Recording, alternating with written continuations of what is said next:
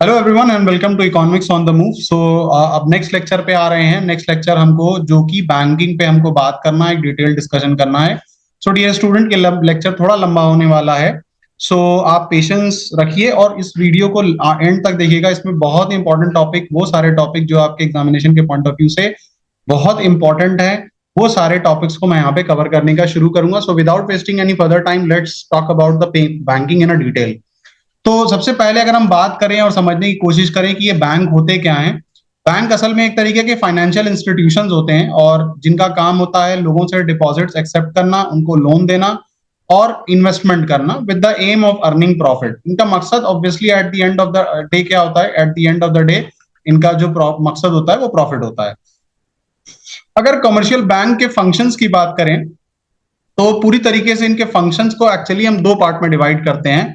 एक तो फंक्शन जो होता है वो प्राइमरी फंक्शन होता है और एक होता है सेकेंडरी फंक्शन। प्राइमरी फंक्शन बोले तो जिस काम के लिए बेसिकली कमर्शियल बैंक को हमने कमर्शियल बैंक वर्क कर रहा है, जिस काम के लिए वो स्टैब्लिश हुआ है। तो पहला तो क्या होगा? पहला हमारा होगा एक्सेप्टिंग डिपॉजिट। दूसरा क्या है? Advancing loan.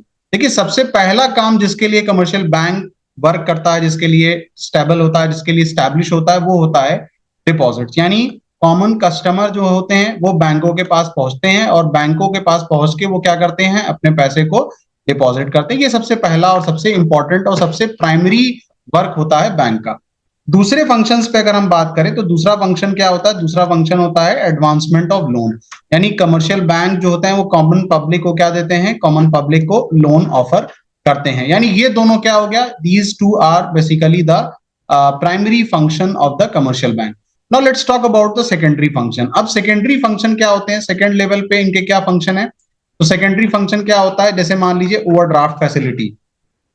अब देखिए, होता क्या है कि कोई भी कस्टमर अगर किसी भी कमर्शियल बैंक का रेगुलर कस्टमर है, अच्छा कस्टमर है, प्रीमियम कस्टमर है, तो वहां पे जो बैंक होता है वो कस्टमर्स को ओवरड्राफ्ट फैसिलिटी देता है। इसका क्या मतलब हुआ? लेट्स सपोज कि ये मिस्टर एक्स हैं, ये मान लीजिए कि एसबीआई के एक बहुत ही प्रोमिनेंट कस्टमर है। तो ये जो हैं जब एसबीआई के पास पहुंचेंगे, अब मान लीजिए कि इनको 10 लाख रुपीस की जरूरत थी, लेकिन फॉर द टाइम बीइंग इन्होंने देखा कि उनके अकाउंट में 5 लाख का अमाउंट पड़ा हुआ है। एसबीआई जो होता है इनको एक तरीके का लोन ऑफर करेगा, जिस लोन को हम ओवरड्राफ्ट कहते हैं। और वो कितने का लोन है? जो इस वक्त इनको जरूरत है 5 लाख का, ये अमाउंट इनको ऑफर कर देगा। यही होता है ओवरड्राफ्ट फैसिलिटी। इस ओवरड्राफ्ट फैसिलिटी पे याद रखिएगा कि इंटरेस्ट भी होता है। दूसरा क्या होता है? बिल्स ऑफ एक्सचेंज को डिस्काउंट करना।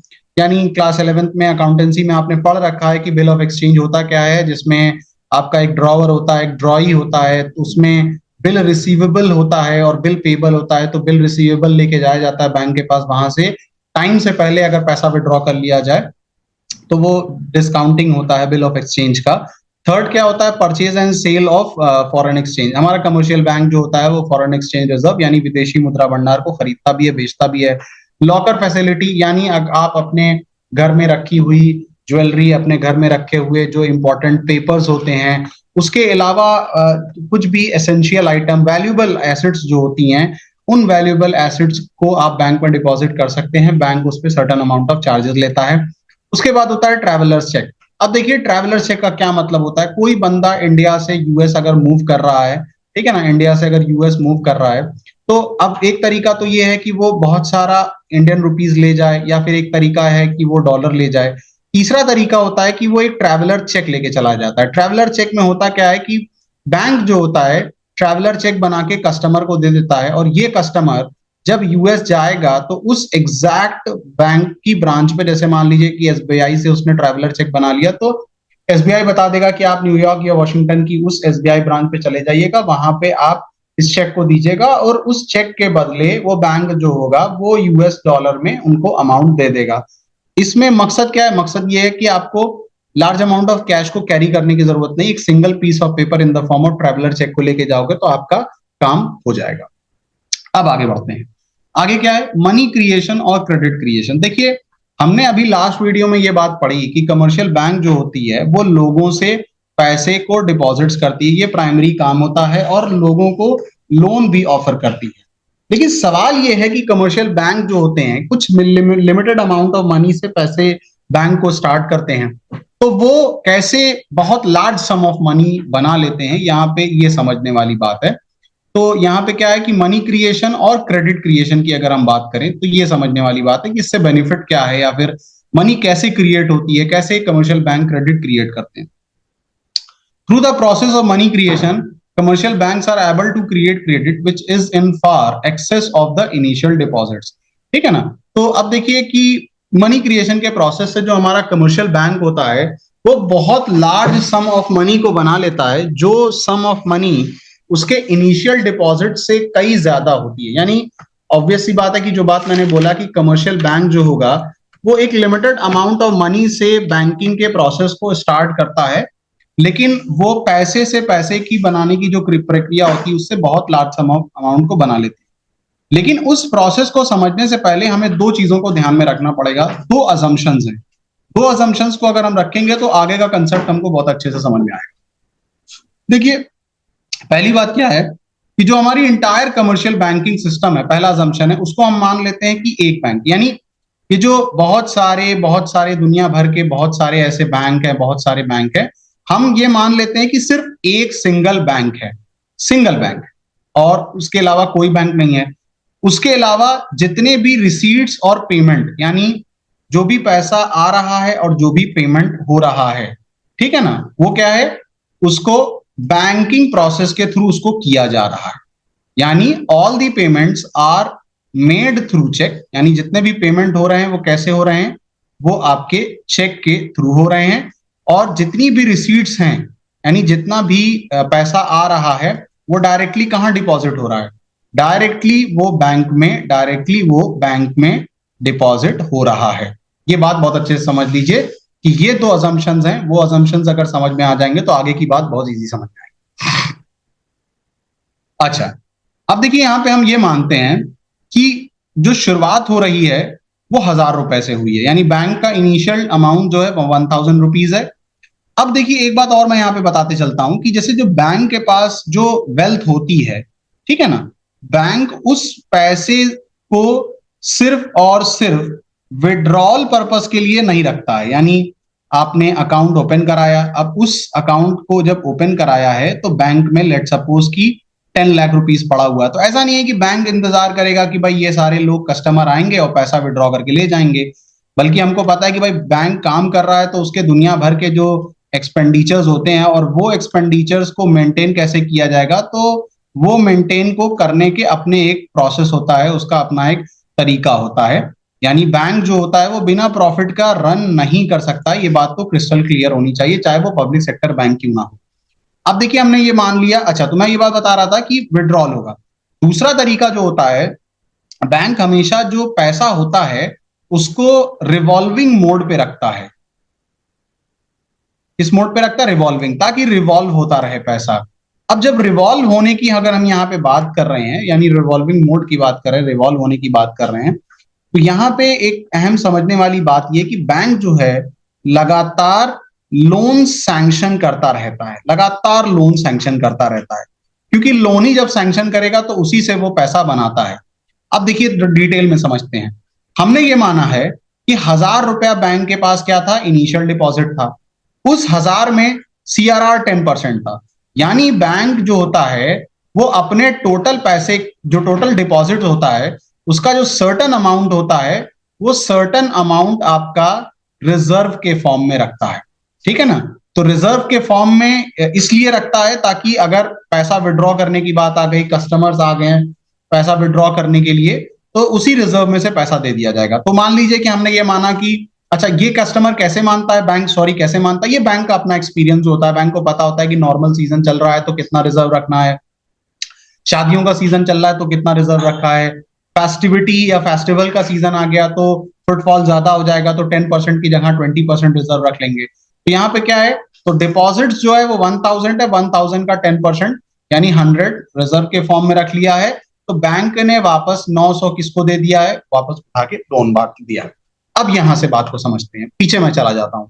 यहां पे देखिए मैंने क्या कहा था कि हमने माना है कि सिर्फ एक बैंक है और जितना भी रिसीट और जितना भी पेमेंट है वो सारा का सारा कैसे हो रहा है, बैंकिंग ही चैनल के थ्रू आ रहा है, चेक के थ्रू आ रहा है, डायरेक्ट डिपॉजिट हो रहा है। यानी CIH यानी कैश इन हैंड जैसी कोई चीज नहीं है, ये बात बहुत अच्छे से समझ लीजिए। तो अब देखिए जब बैंक ने लोन 900 रुपया डिस्ट्रीब्यूट किया है तो अल्टीमेटली ये 900 रुपया कहां आएगा, वापस बैंक ही में आ जाएगा। यानी अब बैंक का जो प्राइमरी डिपॉजिट या फिर इनिशियल डिपॉजिट था 1000, तो अब यहाँ पे उनका सेकेंडरी डिपॉजिट कितना हो गया, 1000 प्लस 900 इज इक्वल टू 1900 हो गया है। ठीक है ना। अब इस 900 का 10% यानी 90 क्या हो जाएगा, रिजर्व हो जाएगा, और 900 में से 90 माइनस कर दीजिए तो 810 जो बटा वो बैंक क्या कर देगा, वो बैंक फिर से लोन के फॉर्म में बांट देगा। फिर से वही बात कि 800 क्या हो जाएगा, 810 वो डिपॉजिट्स के फॉर्म में चला जाएगा। अब अगेन उस 810 का 10% क्या होगा, 10% रिजर्व के फॉर्म में रख लिया जाएगा, यानी 81। तो 810 माइनस 81 721 जो बचा वो क्या हो जाएगा, वो अगेन लोन के फॉर्म में बांटेगा। यानी ये ऐसे ही चलता जाता है, ऐसे ही चलता जाता है। और फाइनली आप देखोगे कि जो स्टोरी, जो इनिशियल डिपॉजिट्स 1000 से स्टार्ट हुए थे, वो टोटल डिपॉजिट्स कितने कन्वर्ट हो गए, वो 10,000 में कन्वर्ट हो गए हैं। और 10,000 का 10% कितना हो जाएगा, 1000 रिजर्व के फॉर्म में हो जाएगा, रिमेनिंग अमाउंट जो होगा लोन के फॉर्म में। अब देखिए डियर स्टूडेंट, अब यहाँ पे आपसे सवाल यही बनता है, उसमें आपसे एक बात कहा जा सकता है कि आप ये जो मनी क्रिएशन के प्रोसेस को समझाइए जिसमें रिजर्व 10% रखिएगा। तो अब यहाँ पे देखिए एक बात अच्छे से समझ लीजिए कि जो यहाँ पे क्रेडिट क्रिएशन होता है, यानी मनी क्रिएशन या क्रेडिट क्रिएशन जिसको कहा जाएगा, उसका फॉर्मूला आपका होता है 1/LRR। ठीक है ना। तो 1/LRR का मतलब होता है कि 1/10%, यानी अगर आप करोगे तो 100/10, ये कितना होगा, 10 आ गया, यानी 10 टाइम्स हो गया। तो 10 टाइम्स का मतलब हो गया कि इनिशियल डिपॉजिट्स का 10 टाइम्स। तो आप अपनी वैल्यू 100 ले रहे हो, 500 ले रहे हो, उसका 10 टाइम्स कर दीजिएगा। तो जैसे 1000 का 10 टाइम्स कितना हो गया, 10,000 हो गया यहाँ पे सीधे सीधे। तो आखिरी में इसलिए मैं ये बात समझा रहा हूं क्योंकि आपको कैलकुलेशन 4 से 5 कैलकुलेशन या मैक्सिमम 6 कैलकुलेशन करना, उससे ज्यादा कैलकुलेशन आप मत दिखाइएगा। सिंपली ये फॉर्मूला लगाइएगा, उसको टाइम्स जितना निकल के आएगा इनिशियल डिपॉजिट का उतना टाइम कर दीजिएगा, और 10,000 का 10% यानी 1000 रिजर्व हो जाएगा, रिमेनिंग अमाउंट उठा के आप लोन में डिस्ट्रीब्यूट करके दिखा दीजिएगा। आपको बहुत ज्यादा कैलकुलेशन नहीं करना क्योंकि अल्टीमेटली 6-7 के बाद जो वैल्यूज होंगी वो पॉइंट में भागने लगती है। चलिए तो आगे बढ़ते हैं। अब देखते हैं यहाँ पे प्राइमरी डिपॉजिट्स और सेकेंडरी डिपॉजिट जिसकी बात मैं कर रहा था। तो primary deposits are cash deposit with the commercial bank by the people. These are the total demand deposits of the bank. Secondary deposits are those deposits which arise on account of loan by the bank to the people. देखो वही बात है कि primary deposit वो deposit था जो basically public ने bank के पास जमा किया। सेकेंडरी डिपॉजिट वो था जो लोन के फॉर्म में टोटल अमाउंट बैंक ने बनाया है। ये बात याद रखिएगा। यहाँ पे एक अच्छी बात लिखी कि these are also a part of total demand deposit of bank. Secondary deposits are also called as derivatives deposit. ये याद रखिएगा, हो सकता है 1 मार्क्स में आपसे क्वेश्चन पूछ दे कि सेकेंडरी डिपॉजिट्स को और क्या कहते हैं, तो ये दिमाग में आपके रहना चाहिए। प्राइमरी डिपॉजिट्स याद रखिएगा, डिमांड डिपॉजिट्स पब्लिक की होती है।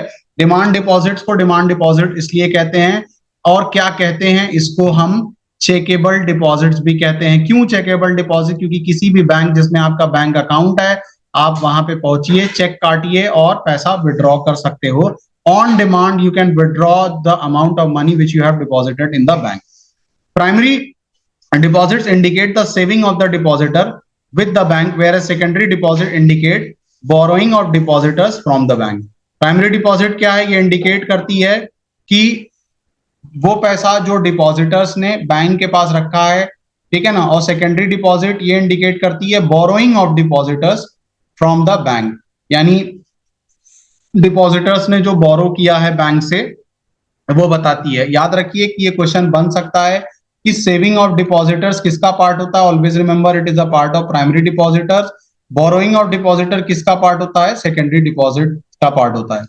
Total demand deposits of commercial bank is equal to primary deposit of commercial bank plus secondary deposits of commercial bank. ये टोटल डिमांड डिपॉजिट होता है कमर्शियल बैंक का। ओके, सो अब आ जाते हैं नेक्स्ट टॉपिक पे। तो नेक्स्ट टॉपिक हमारा सेंट्रल बैंक है, इंडिया का सेंट्रल बैंक। वो कौन है? आरबीआई है, सबसे एपेक्स बैंक है, सबसे बड़ा बैंक है। सारी बैंकिंग सिस्टम को आरबीआई कंट्रोल करता है। स्टैब्लिशमेंट हुआ था 1 अप्रैल 1935 में। आरबीआई एक्ट 1934 के तहत इसका काम यह है कि to control, issue and maintain the supply of Indian rupee. Headquarter इसका मुंबई में है। सबसे पहले इसका हेडक्वार्टर कोलकाता में था। ठीक है, अब देखिए यहाँ पे एक छोटी सी मैं चेंज करना चाहूंगा, वो चेंज ये करना चाहता हूँ। हाँ, तो मैं ये कह रहा था कि करंट गवर्नर एक्चुअली इसके संत शक्तिकांता दास तो थे, ऑब्वियसली ये principal secretary to the prime minister बन चुके हैं, लेकिन फिलहाल इनको रिप्लेस किया है संजय मल्होत्रा ने। संजय मल्होत्रा साहब ने इनको रिप्लेस किया है और ये अब बन चुके हैं आरबीआई के गवर्नर। दो originally privately owned since nationalisation. एक बात और याद रखिएगा कि आरबीआई जब बना था वो एक प्राइवेट बैंक था। फाइनली 1948-9 में इसको गवर्नमेंट ऑफ इंडिया ने पूरी तरीके से ओन कर लिया और उसके बाद इसको नेशनलाइज कर दिया गया और फिर ये एक तरीके से सेंट्रल बैंक बन गया। अब देखिए यहाँ पे बात करें इसके फंक्शंस पे, तो एक बात तो हमको पता है कि भाई आरबीआई ही वो अथॉरिटी है, वो बॉडी है जो कि नोट्स को इशू करती है। गवर्नमेंट के भी बैंक होता है ये, गवर्नमेंट को कभी भी कोई प्रॉब्लम होती है तो हमारी सरकारें डायरेक्टली जो होती हैं वो आरबीआई का दरवाजा खटखटाती हैं whenever they need certain amount of money. Bankers bank and supervisory role. देखिए बैंकर का बैंक यानी बैंकर सबसे बड़ा जो अथॉरिटी होती है, सारी बैंकिंग सिस्टम को जो कंट्रोल करता है वो हमारा आरबीआई करता है, उसको सुपरवाइज करता है, सारे फंक्शंस को कंट्रोल करता है। ये एक ऐसा पॉइंट है जिससे क्वेश्चन कई बार बन चुका है कि what is called as the lender of last resort. यहाँ पे देखिए if a commercial bank fail to get financial accommodation from anywhere it approaches the central bank as a last resort by offering loan to the commercial bank in a situation of emergency. The central bank ensures banking system of country does not suffer any setback or money market remain stable. देखिए lender of last resort यही होता है, यानी RBI जो होता है वो commercial bank के लिए एक लेंडर ऑफ लास्ट रिजॉर्ट की तरीके से काम करता है। जब कमर्शियल बैंक को कहीं से किसी भी प्रकार की कोई हेल्प नहीं मिलती है तो आरबीआई वहां पे खड़ा होता है और इंश्योर करता है कि we will supply you ample amount of money. और इस एक्टिविटी से आरबीआई एक मैसेज पहुंचाता है कि बैंकिंग सिस्टम किसी भी प्रकार का जो कंट्री के अंदर रन कर रहा है उसको किसी भी प्रकार का सेटबैक झटका ना लगे और जो मनी मार्केट है वो स्टेबल रहे। कस्टोडियन ऑफ फॉरेक्स यानी जो फॉरेन एक्सचेंज रिजर्व है उसका कस्टोडियन जो होता है वो हमारा आरबीआई होता है, वो उसको पूरा कंट्रोल करता है। कंट्रोल ऑफ क्रेडिट की अगर हम बात करें तो हमारा जो आरबीआई है वो कंट्रोल ऑफ क्रेडिट करता है। इस पे अभी हम डिटेल में बात करेंगे कि आरबीआई कैसे मनी सप्लाई को कंट्रोल करता है, कैसे उसको ये बात पता होता है कि कितनी मनी जो है वो आपकी पॉकेट में रहनी चाहिए, कैसे कितना आप कमर्शियल बैंक फ्लो कराएं ताकि इकोनॉमी एक स्टेबल सिचुएशन में रहे और बहुत ज्यादा ऊपर नीचे प्राइसेस का वेरिएशन ना हो। ओके, सो आगे बढ़ते हैं नेक्स्ट, और जो बहुत ही इंपॉर्टेंट टॉपिक है वो है इंस्ट्रूमेंट ऑफ क्रेडिट कंट्रोल या फिर इंस्ट्रूमेंट ऑफ मनी सप्लाई, या फिर इसको मैं बेसिकली एक और नाम देता हूं और वो है fire fighting measures of RBI. ठीक है ना, ये भी मैं नाम देता हूं। तो इसको दो पार्ट में हम डिवाइड कर रहे हैं बेसिकली, एक तो है क्वांटिटेटिव टूल, दूसरा होता है qualitative tool. One by one चलते हैं। सबसे पहला क्वांटिटेटिव इंस्ट्रूमेंट आ रहा है बैंक रेट। देखिए बैंक रेट क्या है, दो पिक्चर्स मैंने यहाँ पे बनाई है, शुरू में मैं बता देता हूँ कि ये कौन है। ये हमारे आरबीआई के गवर्नर है संजय मल्होत्रा जिनकी बात मैं कर रहा था, और दूसरा एग्जाम्पल मैं एसबीआई का बार बार लूंगा just because of the reason कि एसबीआई एक लार्जेस्ट पब्लिक सेक्टर बैंक होता है जिसके इस वक्त करंट चेयरमैन CS शेट्टी चल रहे हैं। इन दोनों लोगों का मैं एग्जाम्पल लूंगा। क्यों लूंगा, पीछे जाके समझाता हूं। देखिए ये हमारा होता है आरबीआई, ठीक है ना। अब ये हमारा है आरबीआई और इधर की तरफ हमारे होते हैं banks, commercial bank. RBI commercial bank के तरफ अपनी पॉलिसीज को बढ़ाती है, policies relating to the money supply. और इस मनी सप्लाई को बढ़ाने और घटाने के पीछे रीजन ये होता है कि जब भी इकोनॉमी के अंदर इन्फ्लेशन चल रहा है या फिर जब भी इकोनॉमी के अंदर डिफ्लेशन चल रहा है, आरबीआई अपने कुछ टूल्स के साथ खेलती है, कुछ टूल्स के साथ प्ले करती है ताकि जो मनी सप्लाई है उसको कंट्रोल किया जा सके। और वहां पे जो बीच में जो एक पार्टी होती है जिसके थ्रू ये सब किया जाता है वो हमारे बैंक होते हैं। एक बात और बता देता हूं कि जिस तरीके से हमारे बैंक्स के कस्टमर ऑर्डिनरी सिटीजन होते हैं उसी तरीके से आरबीआई के जो कस्टमर हैं वो हमारे कौन है, कमर्शियल बैंक्स हैं। तो क्योंकि आरबीआई डायरेक्टली कस्टमर से डील नहीं करती है तो ये बीच में ये हमारे कमर्शियल बैंक होते हैं जो आरबीआई का काम कर देते हैं। तो सबसे पहले आ जाते हैं हमारे बैंक रेट पे कि बैंक रेट होता क्या है। बैंक रेट बेसिकली वो रेट होता है जिस रेट पे commercial bank long term loan देता है, हमारे RBI long term loan offer करता है कमर्शियल बैंक्स को, ठीक है ना।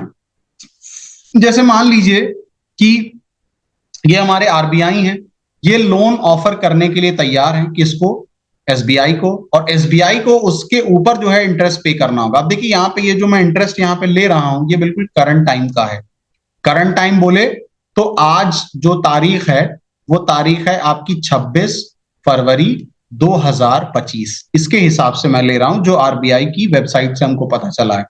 Under bank rate the RBI does not take any mortgage also known as discount rate और द पॉलिसी रेट। यहाँ पे एक और क्वेश्चन आपका बन गया, क्या क्वेश्चन बन गया कि बैंक रेट को और क्या कहा जाता है, तो याद रखिए इसको डिस्काउंट रेट और पॉलिसी रेट भी कहा जाता है। और ये भी क्वेश्चन बन सकता है कि कौन सा वो रेट होता है जिसमें आरबीआई किसी भी प्रकार का मॉर्गेज नहीं लेती, यानी किसी भी प्रकार की सिक्योरिटी नहीं मांगती है कमर्शियल बैंक से, तो वो किसका पार्ट होता है, वो बेसिकली बैंक रेट का पार्ट होता है। ये बात याद रखिएगा। आगे बढ़ते हैं।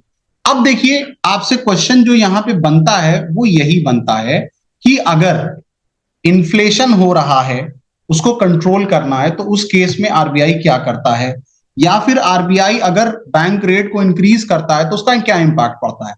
तो देखिए जैसे ही आरबीआई जो है बैंक रेट को इंक्रीज करेगा, market rate of interest increase हो जाएगा, यानी जिस रेट पे आरबीआई कमर्शियल बैंक को लोन देता है वो महंगा हो जाएगा, तो जो कॉस्ट ऑफ कैपिटल है वो आपकी महंगी हो जाएगी।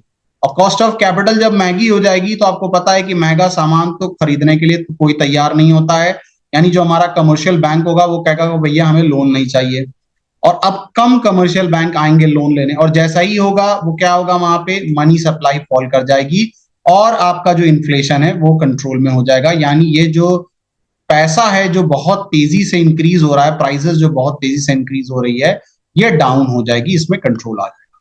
इसका रिवर्स क्या है कि अगर डिफ्लेशन को कंट्रोल करना है तो क्या करना है, या फिर ये कहा जाए कि बैंक रेट अगर फॉल हो रहा है तो उसका क्या इंपैक्ट पड़ता है।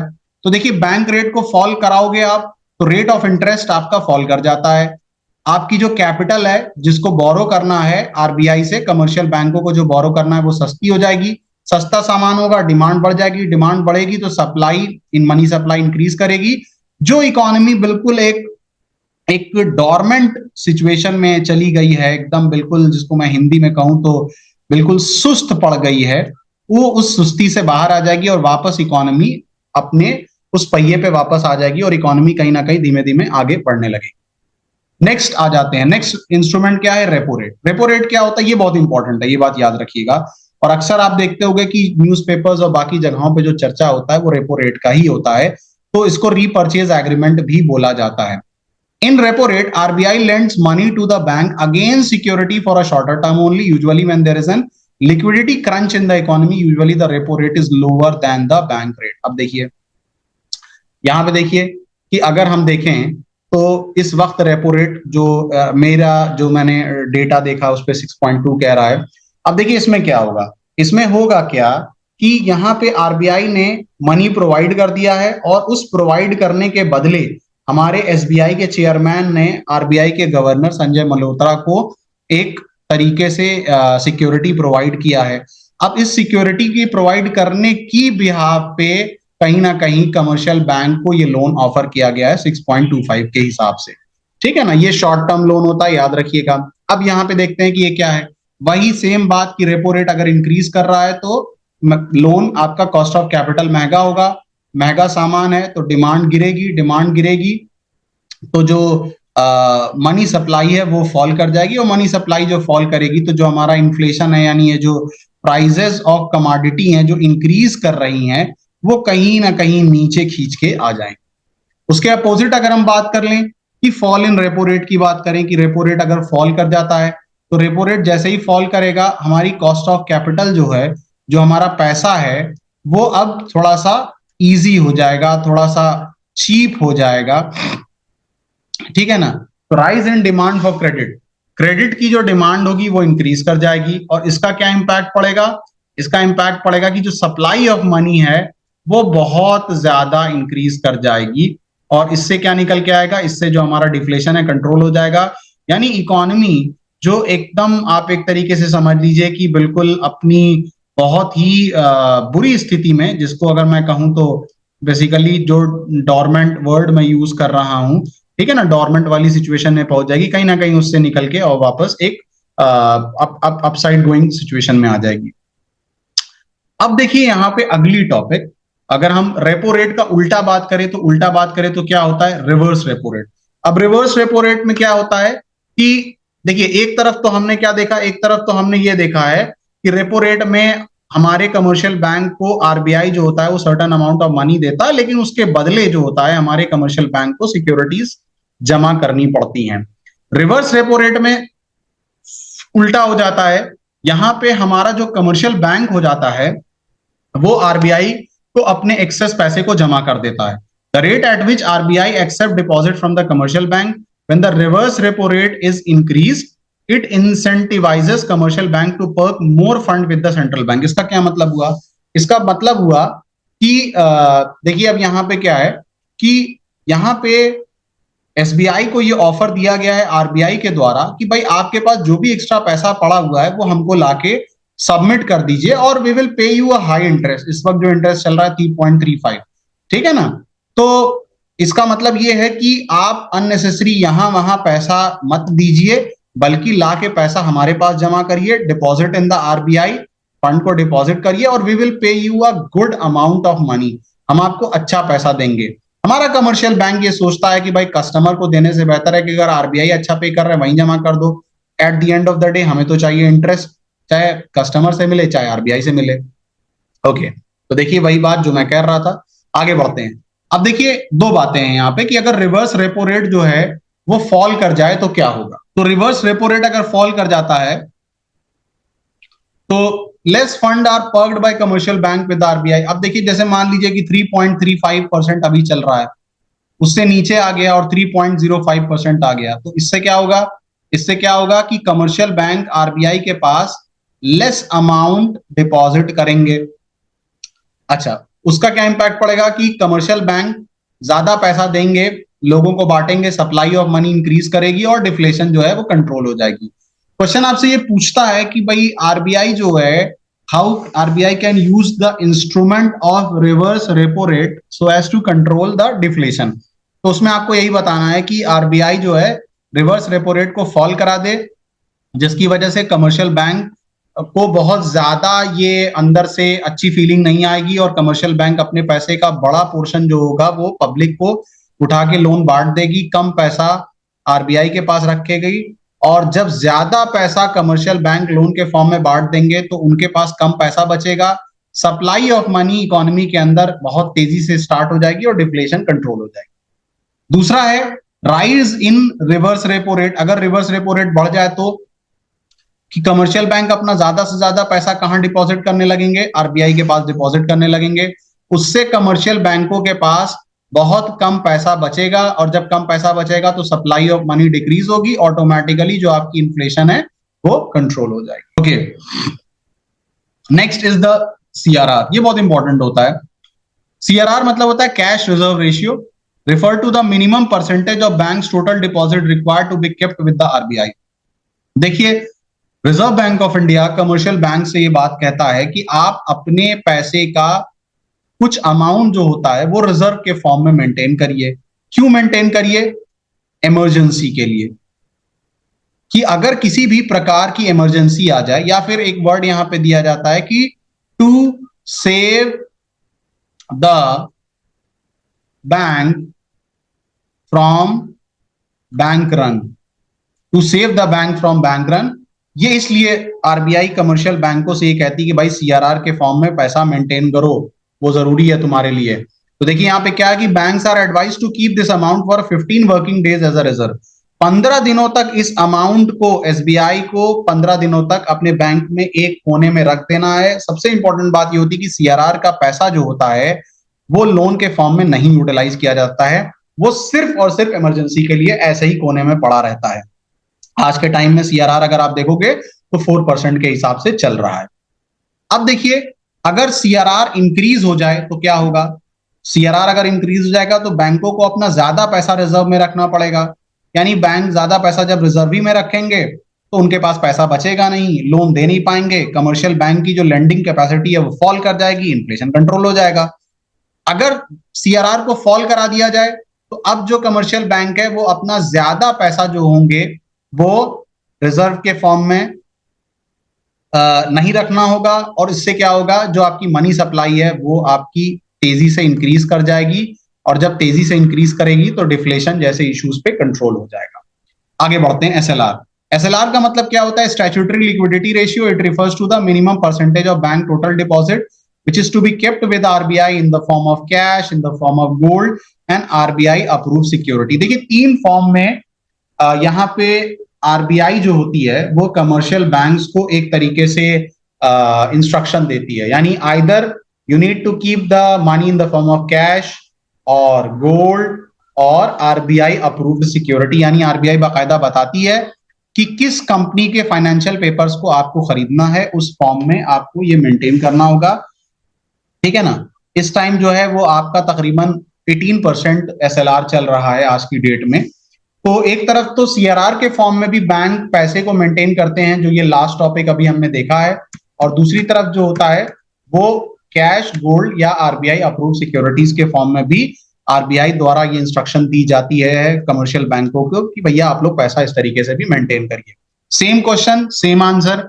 इन्फ्लेशन को कंट्रोल करना है तो एसएलआर के रेट को बढ़ा दीजिए। एसएलआर को जब बढ़ा देंगे कमर्शियल बैंकों के पास कम पैसा बचेगा, कम पैसा बचेगा तो ऑटोमेटिकली जो सप्लाई ऑफ मनी है वो इंक्रीज नहीं हो पाएगी और इन्फ्लेशन कंट्रोल हो जाएगा। इसी तरीके से अगर एसएलआर को घटाना है, उससे क्या ऑब्जेक्टिव है, या फिर डिफ्लेशन को कंट्रोल करने के लिए क्या करते हैं आरबीआई जो होता है वो कहता है कि भाई एसएलआर को हम घटा रहे हैं, एसएलआर को घटाएंगे तो अब कमर्शियल बैंकों के पास ज्यादा पैसा बचेगा, ज्यादा पैसा बचेगा तो वो ज्यादा लोन बांट पाएंगे या मनी सप्लाई इंक्रीज कर पाएंगे और ऑटोमेटिकली जो डिफ्लेशन है वो कंट्रोल हो जाएगा। ओके, आगे आ जाते हैं अगले टॉपिक पे, या फिर ये कहा जाए कि क्वांटिटेटिव टूल का ये लास्ट पॉइंट है वो है open market operation.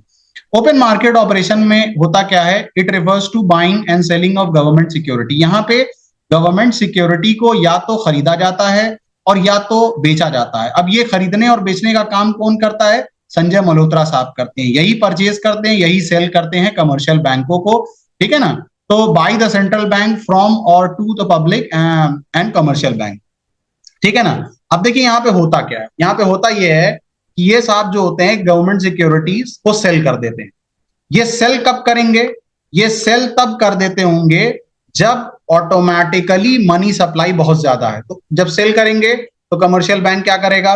Commercial bank पूरा का पूरा पैसा उठा के किसको दे देगा? आरबीआई को दे देगा। ये टैक्टिक्स होती क्या है? ये टैक्टिक्स सिर्फ और सिर्फ ये होती है कि आरबीआई ये जो गवर्नमेंट सिक्योरिटीज बेचती है इसका जो रेट ऑफ इंटरेस्ट होता है वो बढ़ा देती है, ठीक है ना। कहती है भाई हम आपको बहुत अच्छा रेट ऑफ इंटरेस्ट दे रहे हैं, ये सिक्योरिटी आप लोग खरीद लीजिए और आपके पास जितना भी एक्स्ट्रा पैसा होता है वो उठा के हमको दे दीजिए, ठीक है ना। तो यहाँ पे देखिए ये पॉइंट था कि in case of inflation the RBI will sell the security and will wipe out the extra money from the economy.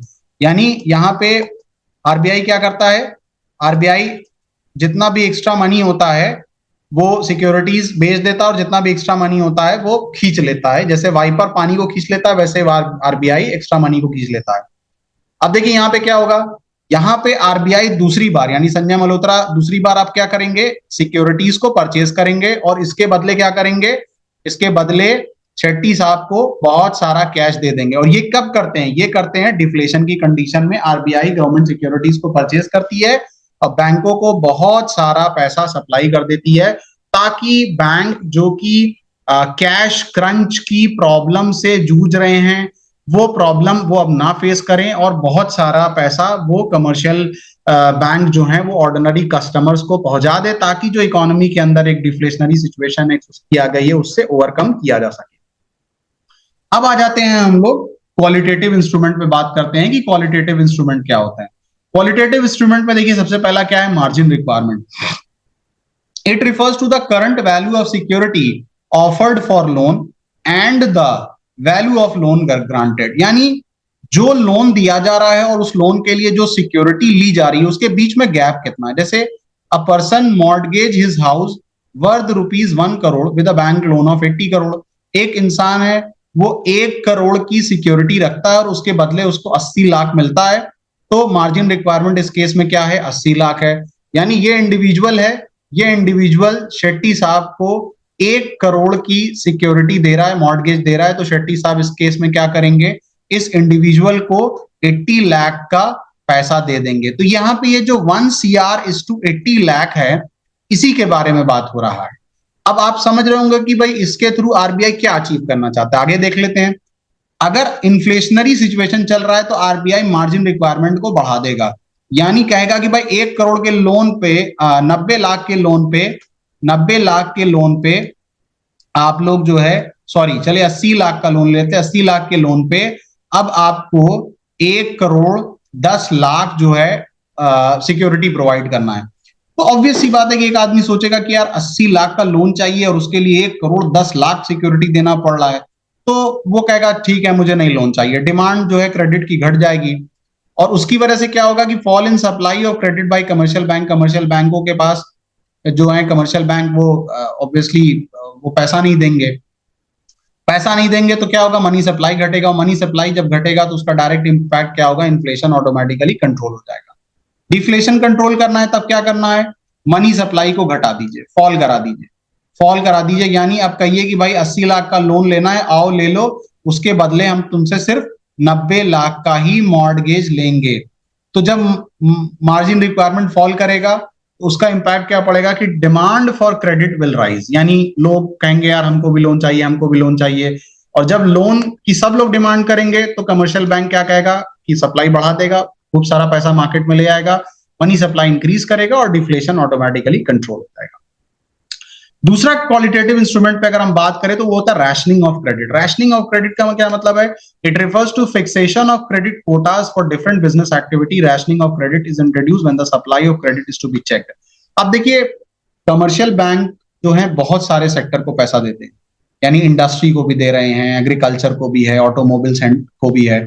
तो आरबीआई यहाँ पे एक्चुअली कहता है कि भाई ये जो तुम लोग बेपनाह का पैसा बांट रहे हो ना, इसमें एक काम करो कि इनको थोड़ा सा पैसा कम कर दो, इनको थोड़ा सा पैसा कम कर दो और एग्रीकल्चर सेक्टर को पैसा थोड़ा बढ़ा दो, ठीक है ना। क्योंकि वो सेक्टर सेक्टर वाइज आरबीआई हमारा संजय मल्होत्रा साहब ये मॉनिटरिंग करते रहते हैं कि किस सेक्टर को कितने पैसे की जरूरत है और उसके हिसाब से वो चलते रहते हैं। आगे देख लेते हैं क्या है भाई। Under credit rationing RBI fixes a maximum limit on loan and advances of various categories which the commercial bank cannot exceed. This control the amount of credit for certain sectors and ensure that all sector get adequate credit.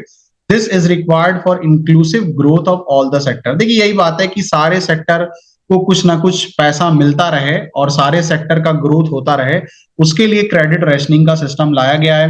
Credit rationing का system introduce जब किया जाता है तो इसके through क्या होता है कि मनी सप्लाई डिक्रीज हो जाता है, और मनी सप्लाई जब कमर्शियल बैंक कम पैसा दे पाते हैं, जैसे हमने बात किया कि कमर्शियल बैंक इंडस्ट्रियल सेक्टर को कम पैसा देंगे, कमर्शियल बैंक ऑटोमोबाइल को कम पैसा देंगे और कमर्शियल बैंक बेसिकली एग्रीकल्चर को पैसा बढ़ा देंगे। तो यहाँ पे जब रैशनिंग सिस्टम लाया जा रहा है तो credit by commercial bank will decrease, money supply घटेगी, ऑटोमेटिकली इन्फ्लेशन घट जाएगा, यानी जो आपका पैसा है, प्राइसेस हैं, वो नीचे आ जाएंगे। यहाँ पे एक बात और आप लोगों को बता देता हूं कि यहाँ पे अगर थोड़ा कंफ्यूजन है तो इस बात को समझ लीजिए कि जब भी ये डिमांड और सप्लाई का पूरा खेल है, ठीक है ना, डिमांड और सप्लाई से ही ये सारी चीजें होती हैं। यानी अगर डिमांड ऊपर भाग गई, सप्लाई नहीं है, तो प्राइजेस आपकी ऊपर भाग जाती है, और अगर सप्लाई ज्यादा है as compare to the demand तो यहाँ पे प्राइजेस नीचे चली जाएंगी। तो यहाँ पे क्या हो रहा है कि डिमांड ज्यादा हो रही, क्यों डिमांड ज्यादा हो रही, क्योंकि लोग के पास ज्यादा पैसा आ गया तो वो डिमांड ज्यादा कर रहे हैं as compare to the supply of good, तो उस केस में प्राइस ऊपर भागती है। तो ऐसी सिचुएशन को कंट्रोल करने के लिए यहां से पैसा खींच लिया जाता है, और ऐसी सिचुएशन में भी हम देखते हैं कि सप्लाई अगर ज्यादा हो गई डिमांड को, तो हम यहाँ करते हैं कि डिमांड को बढ़ाते हैं, यानी लोगों के हाथ में ज्यादा पैसा देते हैं कि वो ज्यादा डिमांड करे ताकि ये जो प्राइस मिसमैच हो रहा है वो कंट्रोल हो जाए। अब देखिए अगला पॉइंट क्या है कि यहाँ पे हमने बात किया इंट्रोडक्शन, अब यहाँ पे बात कर लेते हैं विड्रॉल। अगर क्रेडिट रेशनिंग सिस्टम को विड्रॉ कर लिया जाए तो उससे क्या हो जाएगा, कमर्शियल बैंक की जो क्रेडिट कैपेसिटी है वो इंक्रीज करेगी, और इंक्रीज करेगी तो मनी सप्लाई बढ़ेगा। यानी कहने का मतलब यह है कि अब आरबीआई ये कह देगा यार इनको भी पैसा दो, इनको भी पैसा दो, सबको पैसा दो, तो उससे क्या होगा, कमर्शियल बैंक का क्रेडिट कैपेसिटी इंक्रीज करेगा, मनी सप्लाई ऊपर जाएगा, और जैसे ही मनी सप्लाई ऊपर जाएगा, डिफ्लेशन की जो सिचुएशन है उसको चेक किया जाएगा, वो कंट्रोल में हो जाएगा। Okay, so now the last point is the moral suasion. ठीक है ना। अब मॉरल सुएशन जो है वो दो वर्ड से एक्चुअली बना है। एक तो आपका है परसुएशन और दूसरा है आपका प्रेशर। परसुएशन मतलब परसुएट करना, रिक्वेस्ट करना, और प्रेशर तो आप समझ ही रहे हैं। यानी मॉरल सुएशन वो पॉइंट है जहां पे दोनों चीजें, यानी request and also the pressure, दोनों का कॉम्बिनेशन होता है। It is the combination of persuasion and pressure that central bank applies on other bank in order to get them act in a manner in line with that policy। यानी RBI basically जो होती है, एक तरीके से आप ये समझ सकते हो कि बात को आसानी से, अच्छे से, रिक्वेस्टिंग मोड पे भी कह के कमर्शियल बैंक को समझाती है, उनको बताती है। और अगर कमर्शियल बैंक उस चीज को नहीं करता है तो वो प्रेशर भी देती हैं, यानी नोटिसेस के थ्रू, कॉन्फ्रेंसेस के थ्रू, वर्कशॉप के थ्रू, उसके बाद जूम ऑनलाइन ऑफलाइन मीटिंग्स के थ्रू, सब तरीके से कमर्शियल बैंक को अलग अलग जगहों पे अलग अलग तरीके से समझाने की कोशिश करती है ताकि वो आरबीआई की बातों को माने, और आरबीआई जिस तरीके से मनी सप्लाई या फिर जिस तरीके से इकोनॉमी को लेके चलना चाहते हैं उसमें उनका भी अपना कमर्शियल बैंकों का योगदान रहे। तो डियर स्टूडेंट, ये थोड़ा एक लंबा लेक्चर था, लेकिन उम्मीद करता हूँ कि इसमें सारी चीजें कवर अप हो गई होगी, आपको अच्छे से समझ में आ गया होगा। नहीं समझ में आया है तो एक बार फिर से इसको देखिए, डिटेल में समझने की कोशिश करिए। तो आई होप ये समझ में आएगा। अब इसके बाद भी बहुत सारी चीजें हैं जो हमको कवर अप करना है, इसके बहुत सारे क्वेश्चंस हैं जो मैं टेकअप करूंगा नेक्स्ट वीडियो में। अभी के लिए बस इतना ही, और बहुत सारी अदर वीडियोस भी मैं अपलोड कर रहा हूँ शॉर्ट्स में, जो करंट इकोनॉमिक इश्यूज पे बात कर रहा हूँ। तो कोई भी ऐसा है जो कि इकोनॉमिक पढ़ता हो, समझता हो, या फिर तैयारी वगैरह कुछ कर रहा हो, तो उसको रिकमेंड करिए, उसको आप बताइए हमारे चैनल के बारे में। और इंस्टाग्राम वगैरह पे भी आप हमें हमजा यूपी के नाम से या इकोनॉमिक्स ऑन द मूव के नाम से इंस्टाग्राम और फेसबुक पे फॉलो कर सकते हैं। So that was all about from my side. Thank you so much for watching the economics on